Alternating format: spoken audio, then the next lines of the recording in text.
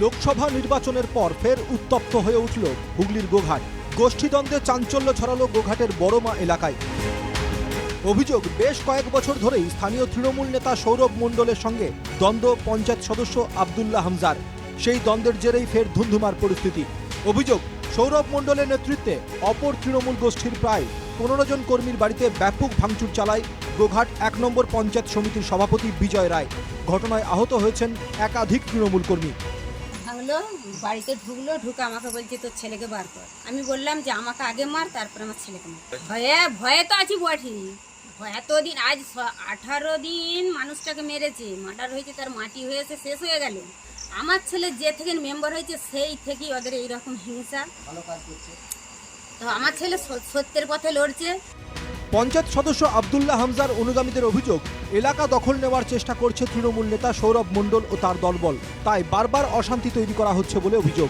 তাকে না জানিয়ে ওরা বাজার থেকে পতাকা আর গেঞ্জি কিনে নিয়ে এসে কিছু ছেলের হাতে গেঞ্জিগুলো ধরিয়ে দিয়েছে, বলে যেগুলো পর দল দিয়েছে। পতাকা কিনে নিয়ে এসে তাদের হাতে ধরিয়ে দিয়েছে, বলে যে এই পতাকাগুলো বাঁধ। করে খাওয়া দাওয়া করে ঘরে শুয়ে আছি, হই হই করে চিল্লা আসে, এসে ঘর দৌড় ভাঙচুর করে। আমার একটা বাচ্চা 3 বছরের মেয়েকে নিয়ে বাচ্চা হাওয়া করে কাঁদছে, দরজায় লাথি মারছে, দরজা ভাঙছে, অকট্ট ভাষায় গালাগালি করছে। কিন্তু আমরা কোনো দল করি না, খেটে খাই, এমনকি কোনো সাথে পাঁচে নেই। আপনি গোটা গ্রামটা থাকলে বুঝতে পারবেন। তা সত্ত্বেও আমার পুরো বাড়িটা যে ভেঙে দিয়ে গেল, এটা ক্ষমতা অপব্যবহার করা হচ্ছে। এটা মণ্ডলের বাহিনী। অভিযোগ অস্বীকার করেছেন গোঘাট 1 নম্বর পঞ্চায়েত সমিতির সভাপতি বিজয় রায়। পারিবারিক অশান্তির জেরেই এই পরিস্থিতি হয়েছে বলে দাবি গোঘাট 1 নম্বর তৃণমূল ব্লক সভাপতি সঞ্জিত পাখিরার। সেই সঙ্গে তিনি সিপিএম ও বিজেপির উপরে দায় চাপিয়েছেন। সৌরভ মণ্ডল আমার মদতে চলছে, এটা আপনাদের ভুল ধারণা। কারণ ওখানে সৌরভ মণ্ডলের নেতৃত্বে 11 সাল থেকে আমরা 23 সাল লড়াই করেছি। পরিস্থিতি ঠান্ডা ছিল।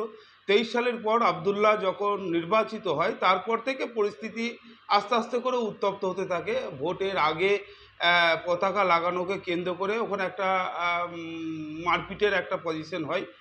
যতটুকু জানি এটা ব্যক্তিগত সমস্যাগুলোকে নিয়ে এসে সেখানে আজকে ইস্যু তৈরি করছে। কংগ্রেসের তৃণমূল কংগ্রেসের কর্মীরা নরম প্রকৃতির, ঠিক আছে না? এরা ঝান্ডা, দলীয় পতাকা এইসব নিয়ে বেঁধে কর্মসূচি পালন করে। কিন্তু এই সিপিএমের এদের কিছু এলাকায় তো রয়ে গেছে, তারা উস্কানি দিয়ে আমাদের যারা খুব একটা তৃণমূল কংগ্রেসের কর্মী আছে, সাধারণ কর্মী, ভুল বুঝিয়ে তাদেরকে দিয়ে উত্তপ্ত করিয়ে এলাকাকে অশান্ত করার চেষ্টা করছে। ইতিমধ্যেই দুজনকে আটক করেছে পুলিশ। লোকসভা নির্বাচনের আগেও অশান্ত হয়ে উঠেছিল গোঘাটের বড়মা এলাকা। এরপর নির্বাচন মিটতেই ফের উত্তপ্ত হয়ে উঠল পরিস্থিতি। আরামবাগ থেকে তুহিন পাত্রের রিপোর্ট, NK টিভি বাংলা।